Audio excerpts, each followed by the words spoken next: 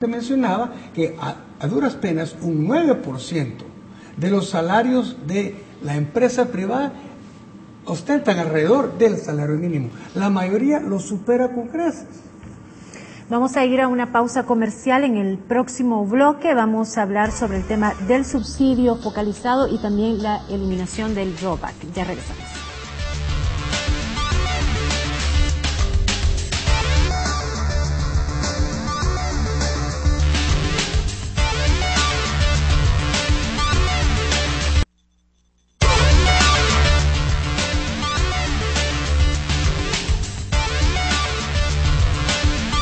Continuamos. Ana, tenías una repregunta sobre el tema del salario mínimo. Sí, una pregunta para ya cerrar con este tema.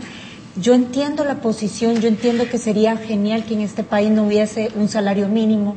Sin embargo, ¿qué decirle a los trabajadores de la empresa privada, a los que se les genera un deseo de ser parte, por ejemplo, del incremento salarial que anunció el gobierno del 10% para los empleados públicos? Porque aquí es un país de percepciones y aquí vemos ahorita que está casi que suspendida las labores del órgano judicial, los maestros amenazan con irse a paro porque quieren ser parte de ese aumento. Hay trabajadores que también quieren ser parte de ese aumento. Ustedes van a tener una reunión importante la próxima semana con un movimiento sindicales, entonces ese tema va a salir. ¿Cuál es la respuesta que como asociación le dan ustedes a los trabajadores privados? Pues mire, yo creo que ahorita hay industrias en las que sin ningún problema se puede hablar de aumento de salario mínimo. Para este año. Para este año. Pero hay otras industrias en las cuales las ganancias que están teniendo estas empresas son tan pequeñas, son tan marginales, que un aumento en el salario mínimo puede significar el despido de muchos trabajadores y que estas empresas pues vuelen a otros países. ¿En cuáles sí, en cuáles no? Yo creo que las maquilas son de las que viven más al margen y que dependen más del salario mínimo, y dependiendo también de la zona rural, de la zona donde se encuentren, porque puede ser que hayan zonas donde también el costo de vida sea menor, por ejemplo, que en la capital.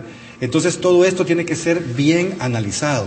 Entonces yo creería que es algo que implica hacer estudios comparativos y luego pues entrar ya como respetando nuestra institucionalidad, entrar ya dentro de lo que es la negociación dentro del Consejo de Salario Mínimo. Pero ¿tendría disposición la empresa privada de aceptar o de anunciar este año un nuevo incremento del salario mínimo para los empleados privados? Creo que esta decisión va a ser una decisión que tenemos que tomar conjuntamente con nuestros socios, que son los trabajadores.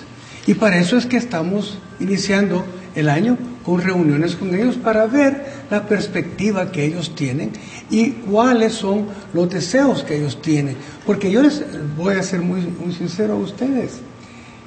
Muchos de los sindicatos lo que quieren es la creación de fuentes de trabajo. O sea, la violencia en nuestro país, uno de los causantes es el problema que no tenemos suficientes fuentes de trabajo. Entonces, creo que no podemos perdernos únicamente en focalizar nuestra evaluación y análisis en lo que respecta al salario mínimo. Hay múltiples factores que tienen que tomarse en cuenta. La creación de fuentes de trabajo es la primordial presión que tienen todos nuestros socios en la empresa privada. Queremos fuentes de trabajo, queremos trabajo, y de esa manera logramos también diluir un poco el problema de la delincuencia, porque ¿qué es lo que pasa? ¿Qué es lo que forza a la juventud? Yo estaba leyendo, y las oí antes de entrar acá, los informes del PNUD que se presentaron el día de ayer. Es preocupante que en los próximos 20 años vamos a tener que crear fuentes de trabajo para 790,000 personas. Tenemos que entender que hay ciertas áreas donde ya hay una saturación y hay otras áreas, como muy bien mencionaba Arnoldo, donde hay deficiencias. Hay empresas que les cuesta encontrar personas capacitadas.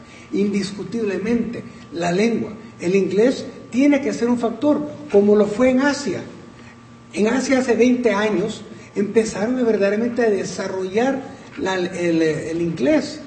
Y no es que tenemos que nosotros ir a aprender el mandarín, no, ellos ya aprendieron el inglés para poder, entonces nosotros tenemos que incorporarnos en ese tipo de mentalidad de que verdaderamente el enfocarnos o el darle como aspiracional el salario mínimo, creo que es un enfoque raro donde estamos quitándole valor al trabajador salvadoreño. Yo creo que el trabajador salvadoreño merece más que el salario mínimo, pero tenemos que prepararlo. Y creo que debemos de estar conscientes de dónde venimos. Hemos pasado 2 años prácticamente en decrecimiento y pérdida de empleos. Un año en el cual apenas hemos crecido en un 0.7% y esos son empleos que no alcanzan a recuperar todo lo que se han perdido. Entonces nuestra prioridad ahorita debe estar en la generación de empleo.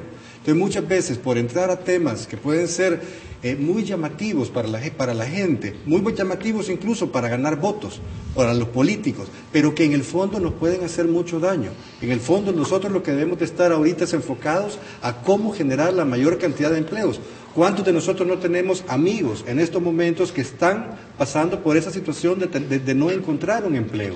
Pero, por ejemplo, en la generación de empleo, Arnoldo, ¿no se sienten un poco frustrados cuando, por ejemplo, la gremial Camtex, que es parte de la ANEP, hacía una propuesta de ampliar los horarios, lo cual iba a permitir casi 20,000 empleos nuevos y que el gobierno no haya puesto oídos en eso? Qué curioso, Lorena, que tú traes ese tema a la mesa, porque coincidentemente los sindicatos estaban de acuerdo. Claro, los con la sindicatos empresa estaban de privada. acuerdo con la empresa privada. Y por eso es que yo mencionaba hace unos segundos que acá lo importante, el salario mínimo es importante, no lo voy a negar, pero hay que priorizar. Lo más importante es crear fuentes de trabajo. Pero si el trabajador, el sindicato, el empleador estaba de acuerdo, el gobierno fue el problema. ¿Qué fue el problema? Bueno, porque existe en nuestra Constitución hay un artículo en la Constitución que fue hecho en 1950, que se reformó en el 83, pero que tomó los mismos artículos del 50. Y en esos momentos, a mediados del siglo pasado, lo importante era evitar los abusos para que el trabajador cumpliese más de 8 horas laborales al día o 44 semanales. Entonces quedó muy rígido en nuestra Constitución. Entonces, la realidad de las cosas es de que todos sabemos que en nuestro país hay empresas y hay instituciones que elaboran más de 8 horas. Pero acá, sencillamente, quisimos ser más papistas que el Papa, ¿verdad? Y el resultado